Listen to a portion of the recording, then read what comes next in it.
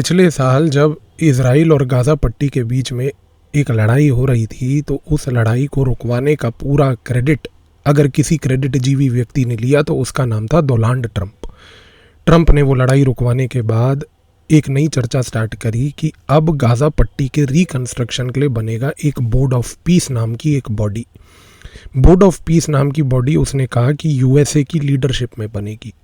बड़ी सरप्राइजिंग बात थी क्योंकि अमेरिका जो अभी तक संयुक्त राष्ट्र यानी कि यूनाइटेड नेशंस का समर्थन करती आई थी, वो यूनाइटेड नेशन से हटकर एक पैरेलल, पहली बात तो मल्टीलैटरल बॉडी का क्रिएशन उसने प्रपोज यहाँ पर किया। डोनाल्ड ट्रंप ने फिर ये बात बोली कि विश्व की कोई भी शक्ति जो है बोर्ड ऑफ पीस से जुड़कर गाज़ा पट्टी के विकास के लिए और उसके इकोनॉमिक और आर्थिक रिकंस्ट्रक्शन के लिए हमारे साथ आके जुड़ सकती है। डिटेल्स हम कुछ समय में देंगे। इस साल जब डेवोस में समिट हुआ, जो वर्ल्ड इकोनॉमिक फोरम की एक मीटिंग होती है, उस मीटिंग के दौरान डोनाल्ड ट्रंप ने फाइनली इस प्लान के बारे में और चीज़ें उजागर करी। उसने कहा कि सबसे पहले तो बोर्ड ऑफ पीस की मेंबरशिप हर एक ऐसे देश के लिए ओपन है जो $1 बिलियन पैसा लेकर पहली बात तो हमारे पास आएगी, जिसके तहत हम उसको बोर्ड ऑफ पीस का मेंबर बनाकर यहाँ पर बिठाएंगे और वो बैठकर फिर गाज़ा पट्टी के रिकंस्ट्रक्शन के ऊपर प्लान बनाएगी। अमेरिका ने खुद ये बात बोली कि हम तो $10 बिलियन इस प्रोजेक्ट में लगाने जा रहे हैं।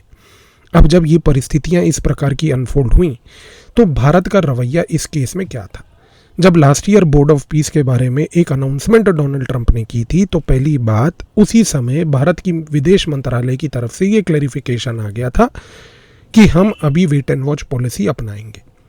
इस साल जब डेवोस की मीटिंग हुई और डेवोस समिट के बाद जब यहाँ पर अलग अलग प्रकार की देशों ने एप्लीकेशन जमा कराने के लिए ट्रंप के दरबार के बाहर एक लाइन लगाई, तो उन देशों के एक एक प्रोफाइल को पहली बात तो भारत ने केयरफुली ऑब्जर्व किया। इनमें सबसे महत्वपूर्ण देश एक यहाँ पर इजराइल था, जिसका खुद का गाज़ा पट्टी में ये इंटरेस्ट है कि वो रिकंस्ट्रक्शन के नाम पर वहाँ पर अपना पूरा इंटेलिजेंस का एक जाल, खास करके टेकिंट, जिसको टेक्निकल इंटेलिजेंस और बगिंग इंफ्रास्ट्रक्चर जो है वो बिछाने के लिए उसने अपना न्योता वहाँ पर दे दिया। दूसरा यहाँ पर प्लेयर आया इजिप्ट। इजिप्ट एक बड़ा महत्वपूर्ण प्लेयर इसलिए है क्योंकि अगर हम गाज़ा पट्टी के रीसेंट कॉन्फ्लिक्ट को और जो गाज़ा पट्टी में गाज़ा के रहने वाले नागरिक हैं उनकी लड़ाई को अगर ध्यान से ऑब्जर्व करें तो ये कहना गलत नहीं होगा कि इस मोमेंट पर 3 बड़े प्लेयर गाज़ा के साथ जुड़ने की कोशिश कर रहे हैं। इसमें सबसे पहला प्लेयर है तुर्की।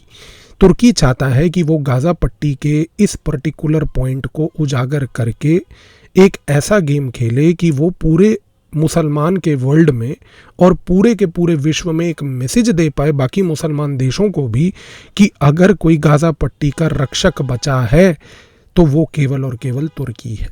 तो तुर्की का एम्बिशन इस प्रकार से ड्रिवन है।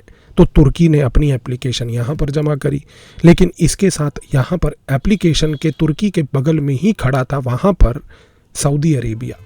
सऊदी अरेबिया ने भी ये बात जाकर बोली कि नहीं भाई, हम भी एप्लीकेशन जमा करेंगे क्योंकि गाज़ा पट्टी में तो सुन्नी मुसलमान रहते हैं और सुन्नी मुसलमान का अगर विश्व में कोई लीडर है तो वो तो हम हैं। और ये चीज़ सुनकर तुर्की जो लाइन में एप्लीकेशन में आगे खड़ा था उसको थोड़ी सी परेशानी भी हुई। इस परेशानी को देखकर तुर्की और सऊदी अरेबिया दोनों की एप्लीकेशन को प्रोसेस करके डोनाल्ड ट्रंप ने $1 बिलियन अपने अंडे के नीचे कर लिया। अब सबसे बड़ी सवाल देखिए यहाँ पर क्या है। यहाँ पर तीसरी जो सबसे बड़ी शक्ति इस मोमेंट पर गाज़ा पट्टी के लोगों के साथ खड़ी थी और है, वो है ईरान। पर ईरान इस बोर्ड ऑफ पीस में कहीं पर भी नहीं है। ईरान इसलिए यहाँ पर एक शक्ति थी क्योंकि ईरान ने जो एक नेटवर्क बना रखा है प्रॉक्सी ग्रुप्स का, जिसमें हिजबुल्लाह है जो लेबनान में बैठा है, जिसमें हूतीज़ हैं जो सऊदी अरेबिया को यमन में बैठकर तंग करते हैं, और जो हमास का समर्थन ईरान ने हमेशा से करता आया जो गाज़ा पट्टी में ही बैठी थी और अभी भी बैठी है।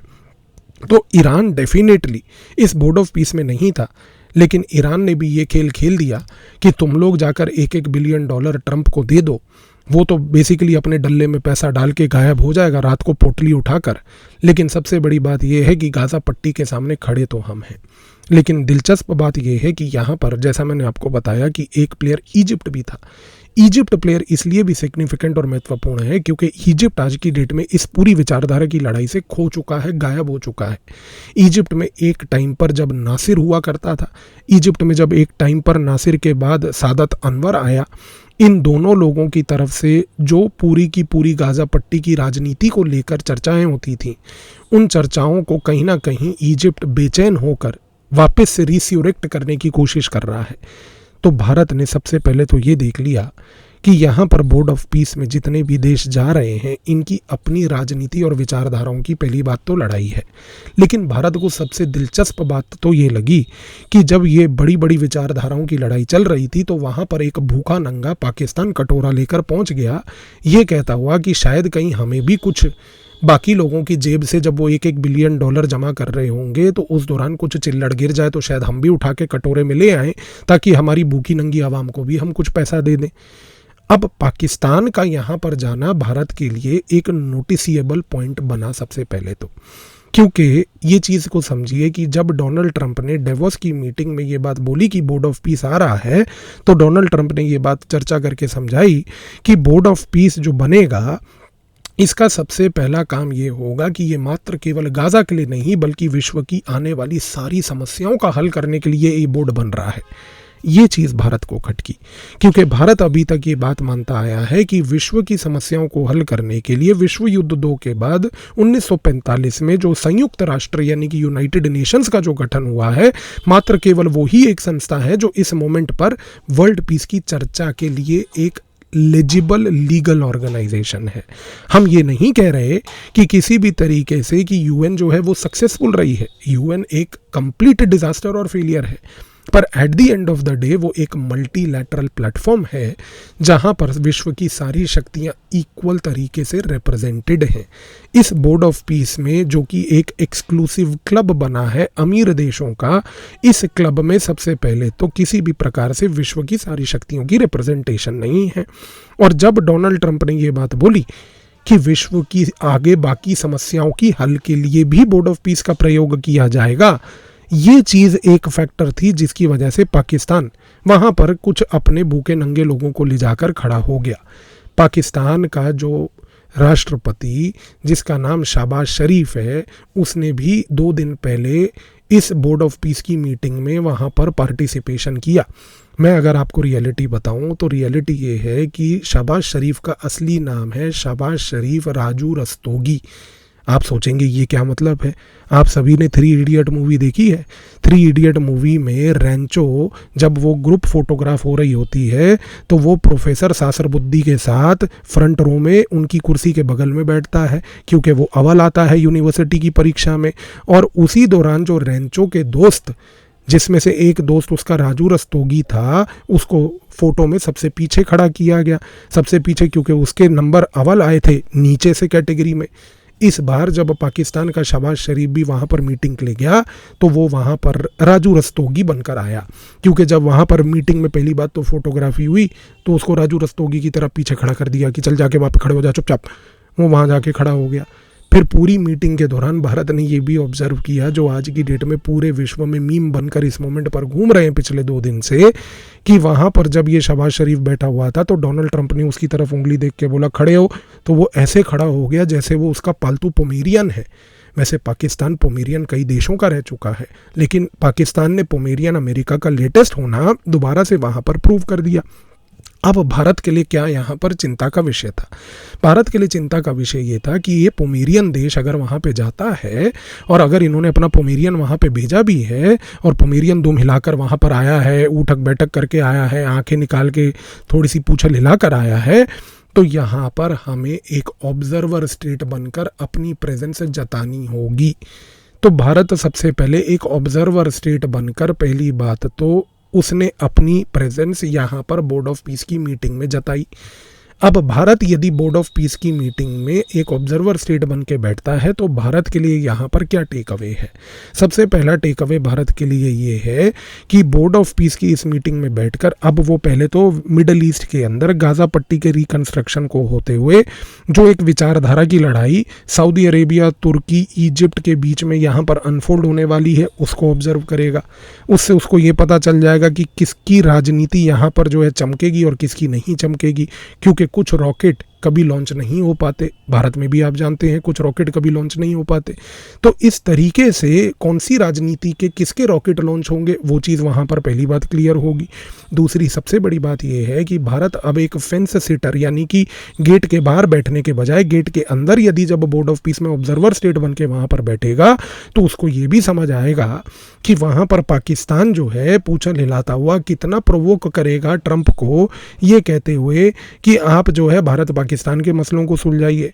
आप पाकिस्तान के विदेश मिनिस्टर के आईक्यू को देखिए कि बोर्ड ऑफ पीस की मीटिंग में जिसमें गाजा पट्टी को लेकर चर्चा 2 दिन पहले हो रही थी, वो व्यक्ति वहां जाकर भी बोल रहा है कि आपने भारत और पाकिस्तान के बीच में जो सीज़फायर कराया उसके लिए मेरा आपसे बहुत बहुत धन्यवाद है। मतलब आप इस देश की सोच को देखिए कि मीटिंग किस बात की हो रही है और किस बात की मीटिंग के दौरान वो क्या चर्चा करना चाहता है। तो चीज़ को समझिए, एक आईक्यू भी बहुत मैटर करता है और बड़ी महत्वपूर्ण चीज़ होती है। पर चलिए कुछ लोग जो है वो आईक्यू लेकर कभी पैदा ही नहीं होते, तो उसमें उन लोगों की गलती नहीं है, वो बेसिकली समस्या उनके जेनेटिक स्ट्रक्चर की है। लेकिन भारत जब यहाँ पर अब बोर्ड ऑफ पीस में बैठेगा एक ऑब्जर्वर स्टेट के नाते, तो एक यहाँ पर बैठ के उसको ये पॉइंट भी क्लियर कट समझ आएगा कि क्या पाकिस्तान इस प्रकार के प्रोवोकेशन को कर रहा है या नहीं कर रहा है। लेकिन सबसे बड़ी चीज़ ये है कि भारत एक चीज़ ये भी जानता है कि आने वाले समय में ये जो बोर्ड ऑफ पीस है ये कतई ही सक्सेसफुल नहीं होने वाला, क्योंकि ट्रंप का व्यवहार इरेटिक है, वो मानसिक तौर से डिस्टर्ब्ड व्यक्ति है। उसका ट्रीटमेंट साइलेंटली सीक्रेटली आगरा और बरेली में चल रहा है, वो बताता नहीं है पर उसका ट्रीटमेंट चल रहा है। वो इसलिए चल रहा है क्योंकि अगर आपने अभी देखा हो सुप्रीम कोर्ट ने अमेरिका के अंदर जब टैरिफ को वहाँ पे खारिज किया तो उसका बावलापन देखो।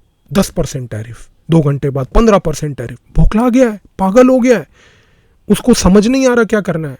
दवाई गई है दोबारा बरेली से, डॉक्टर गए हैं यहाँ से, हमारे डॉक्टर साहब जो हैं वो जाकर अब उसको फिर से टीका लगाएंगे। तो यहाँ पर ये चीज़ भारत जानता है कि जो बोर्ड ऑफ पीस है ये लॉन्ग रन में सस्टेनेबल नहीं होने वाला, क्योंकि बोर्ड ऑफ पीस का हशर भी वही होगा जो ट्रंप के जितने बाकी पेट प्रोजेक्ट्स, क्वाड्रिलैटरल सिक्योरिटी डायलॉग या ऑकस या इस प्रकार के प्रोजेक्ट्स हैं। क्योंकि यहाँ पर ट्रंप जो है किसी भी तरीके से स्टेबिलिटी के तहत काम नहीं करता। तो भारत की जो डिप्लोमेसी थी उसने एक बड़ा फाइन गेम खेला कि भारत ने सबसे पहले तो कोई परमानेंट लेवल की कमिटमेंट और $1 बिलियन जाकर ऐसे ही फूंक नहीं दिया। दूसरी सबसे बड़ी बात, पाकिस्तान जैसे पूंछल हिलाने वाले को चेक करने के लिए कि उसकी पूंछल कितनी हिलती है और उसके दुम पे अगर चप्पल मारनी है या नहीं मारनी, उसके लिए अपनी प्रेजेंस ऑब्जर्वर स्टेट के लेवल पर बना ली। और तीसरा, इस विचारधारा की लड़ाई को वहाँ पर ऑब्जर्व करने के लिए उसने एक सीट प्राप्त कर ली जहाँ पर बढ़िया बैठ के मूंगफली चबाते हुए इजराइल, इजिप्ट, सऊदी अरेबिया और तुर्की के बीच की आपसी मुठभेड़ की जो लड़ाइयाँ हैं उसको देखने का जो एक नज़रिया वहाँ पर भारत को मिलेगा, इससे बेहतर भारत के लिए कोई और अपॉर्चुनिटी शायद हो नहीं सकती। धन्यवाद।